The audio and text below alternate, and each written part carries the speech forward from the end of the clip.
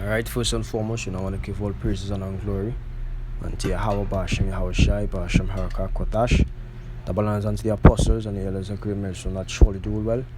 Peace and blessings unto the Akim, surely four corners of the earth, who that push this word, in all sincerity and with all diligence. This is my time from Trinidad Campus. Once again, and just go and do a video, a lesson on that video that you saw, just now, which is an example of, perfect timing by the Lord and perfect judgment, and prove that, the Lord is in control of all things. The Lord is in control of a man's actions, and you not just, doing random stuff. Everything that you doing is well orchestrated and well planned by the Lord, to fulfill His will and His purpose. This is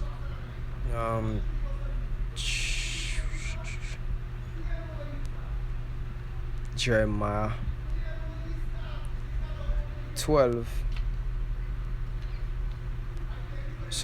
10 and verse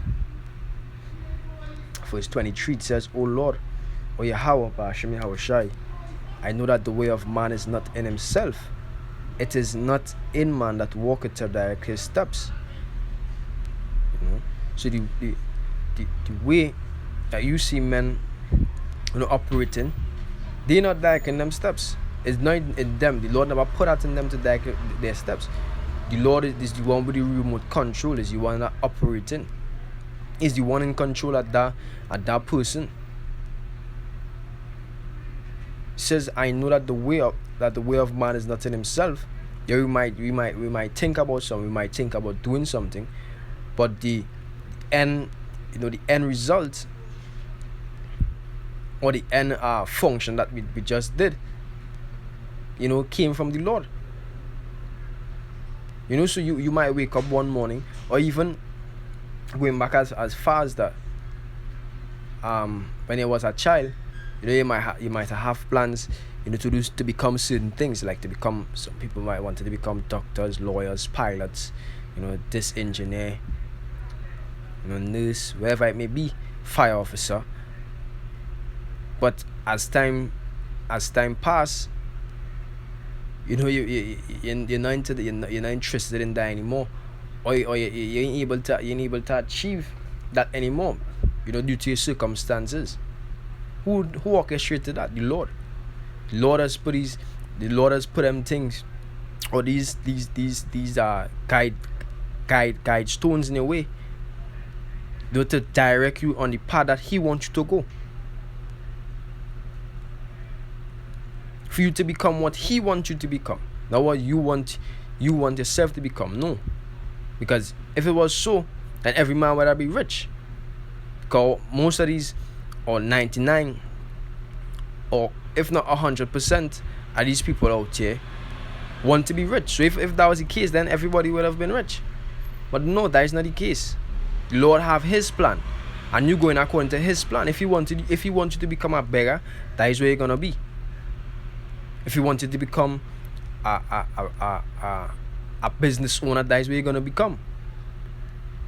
And He set up certain people to do certain things, because coming back in that same stead. That's like with us.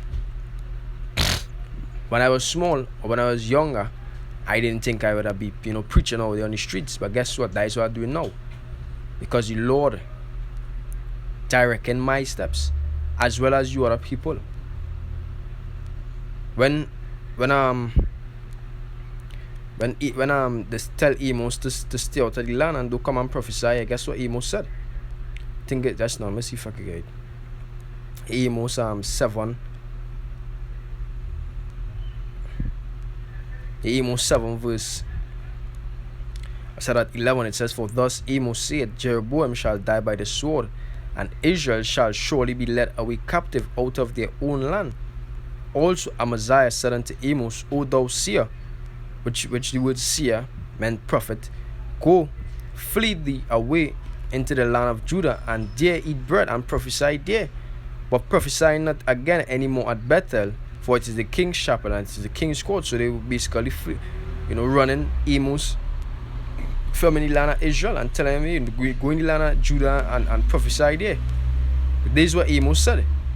This is verse 14. It says, Then answered Amos and said to Amaziah, I was no prophet, neither was I a prophet's son, but I was an herdman and a gatherer of sycamore fruit. And Yahweh took me as I followed the flock. And Yahweh said unto me, Go, prophesy unto my people Israel. Understand? So he was a herdman, he was a gatherer of sycamore fruit. And then the Lord took him and, and I wouldn't say made him a prophet, but make him become what he always was. Because in the spirit, he was always a prophet. Just he didn't have his calling yet.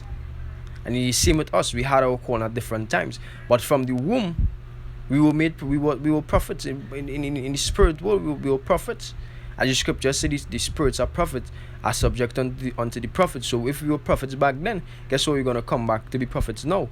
So that I say is not what we want to become, or not what we want, but is what the Lord wants. And that is just a small example of how the Lord could direct your path. Because the man was going his way, he was going to do his own thing, and then boom, he remember, like, he a thought came to him, hey, I forget my wallet in the car, probably I forget my phone in the car, let me go back and get it. And as he walking, it was not near missing, it was a flush hit. So the Lord sent him back there and let our car run into him, and he received his judgment. Now he didn't die. And guess what? That is the example of how the Lord orchestrates his plans, organizes his judgment. Make you forget something in the car, come out of the car and put a thought in here, boom, I forget something in the car, and as you're walking back, a car running into you. Hey, Jake too simple for that, to understand these things. There is Proverbs 20 verse 24. It says, man's goings are of Yahweh. How can a man then understand his own way? Our goings are of the Lord. We're not going to understand our own way. 10 years ago, a man would have think he would have become a pastor in a church, or a lawyer, or a doctor, or a professional footballer, or an athlete, or a basketballer. But then you realize, hey, things coming your way, you can't really escape. You can't really escape that road that the Lord where to go on, because it lead you to that. You understand? It says, man's going are of Yahweh. How can a man then understand his own way? But we all know the will of the Lord. The man of the Lord knows the mind and the will of the Lord, which is to serve him. We know the duty of man, which is to serve him. We know where we're going to be, in the near future. We know where we came from. We know what's going on right now.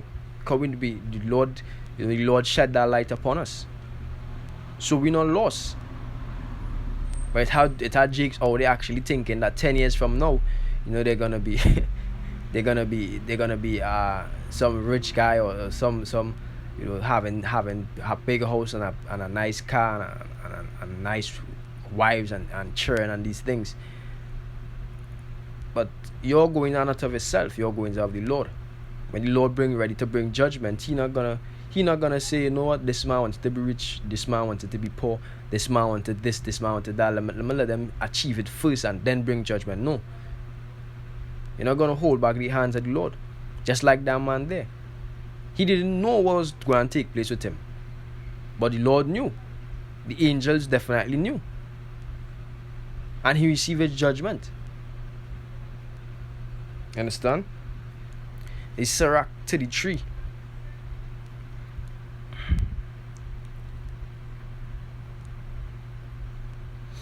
And verse 13. It says, as the clay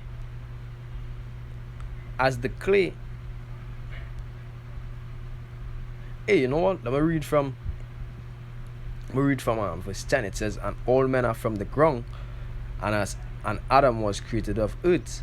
In much knowledge the Lord had divided them, and made their ways diverse. See, the Lord did that. The Lord made our ways diverse. We didn't do that. The Lord did that, because the Lord is in control of all these things. It says, some of them had he blessed and exalted, which is Israel. Some of them had he sanctified and set near himself. But some of them had he cursed and brought low and turned out of their places. It says, as the clay is in the potter's hand to fashion it at his pleasure, so man is in the hand of him that made him, to render to them as liketh him best. So your plan of becoming wherever you want to become doesn't really matter. It don't matter. It's what the Lord want you to become. It's what the Lord wants for you. Not what you want for yourself. It's what the Lord wants for you. The future that the Lord wants for you. Just like in case 2/3, the Lord wants destruction for them. Their destruction is sealed. Their destruction of fate is set, and they cannot escape it. The judgment of the 1/3 is set, and we're gonna receive it. No man is gonna take that away from us. As I say, it have men that are gonna be destroyed that don't want to be destroyed. It have men that want to want the truth. As Hawashai said, many wise men and great men and kings desire to know what you know, but the Lord didn't give them that, because it's not what them wants. It's what the Lord wants for you. It says, as the clay is in the potter's hand to fashion it as his pleasure. So if the Lord wants you to be destroyed, guess what? You're gonna be destroyed. If the Lord wants you to suffer by nuclear fire or by the famine, you're not gonna have a choice. You're not gonna be able to pick your destruction. You're not gonna be able to pick your death. You're not gonna be able to pick your destiny or to choose, like Buju Banton say. He want to choose his destiny. He's not going to be able to choose that. He thinking that he's a righteous man. But guess what? The Lord have destruction awaiting at his doors. It's just for the time appointed to reach. And his destruction going to come upon him. Just like with this world. This world have an appointed time to be destroyed. And when that time reach, it have nobody that can hold it back. Not even the soothsayers, not even the magicians and the warlocks and the wizards that they trust in, that been working for them for centuries. They're not gonna hold back the judgment of the Lord. You understand?